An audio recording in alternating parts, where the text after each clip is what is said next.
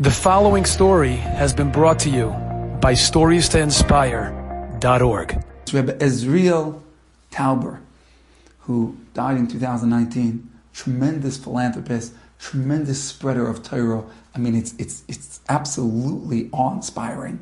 A businessman who stopped at nothing to spread Torah to every person, place he could behind the Iron Curtain. I mean, it's unbelievable what he did. Well, one time there was a fellow, Mr. Samuels, whose life fell apart. It was Nebuch, unfortunate. He had no family, he had no money, he had no job, he had nothing, a series of mishaps, terrible events in his life, and that led him to just be sitting at home, totally depressed, totally disconnected. No desire for life. And in desperation, they called Rabbi Tauber, being somebody who has spread so much light to other people. They said, maybe, nothing we've done. We tried to get him to the doctor, we tried to get him medication, he won't take the medication, he doesn't care to live. Maybe you could go. Help reconnect him.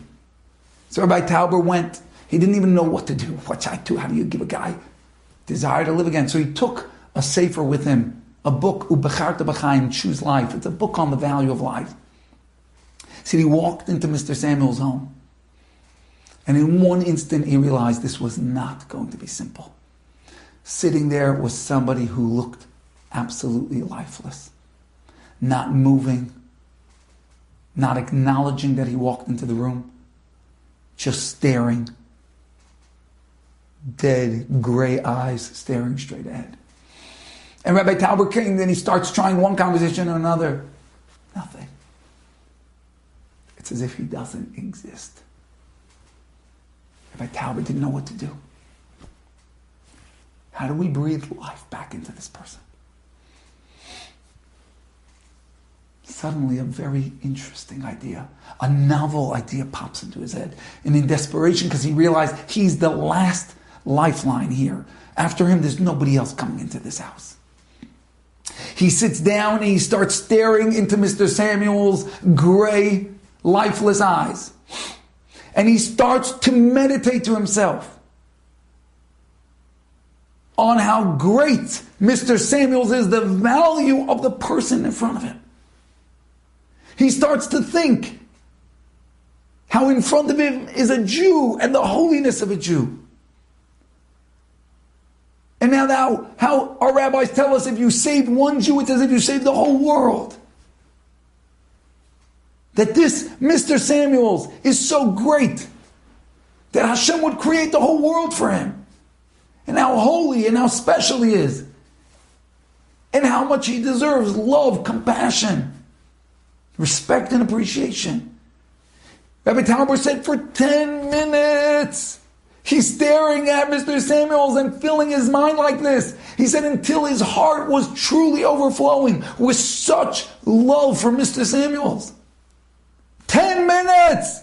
He's thinking about how great Mr. Samuels is. And all of a sudden, a spark in Mr. Samuel's eyes, and he says, "Who are you and what are you doing here?"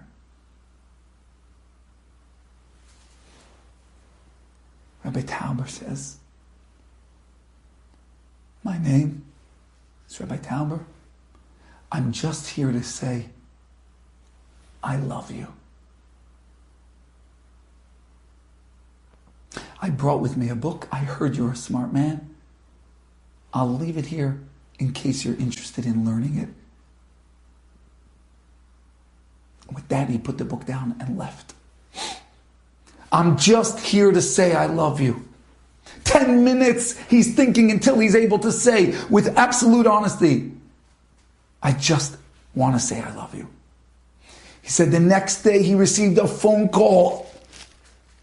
It's like you, Mr. Samuels calls him. He picks up the phone, he can't believe it. Mr. Samuels says, "You should know reading is very difficult for me. But last night I read half of the book you left.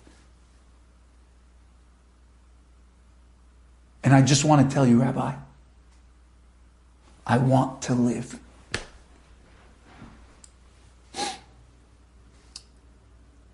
They got him taken care of. And this Mr. Samuels ended up getting married, building a family, and a wonderful life. From where? From lifeless to a wonderful life. From what? From somebody in their own mind and heart filling themselves up with the love for that person. Because we are spiritual beings and we're connected and we feel what other people feel about us. And then when you extend that connection to them, they feel connected back to you. If you refuse to give up on them, then they feel it. And it becomes alive. I'm just here to say I love you. That's all it took. That's what it took. That's what we all need to hear and what we all need to tell each other.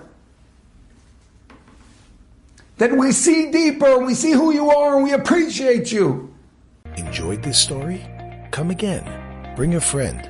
StoriesToInspire.org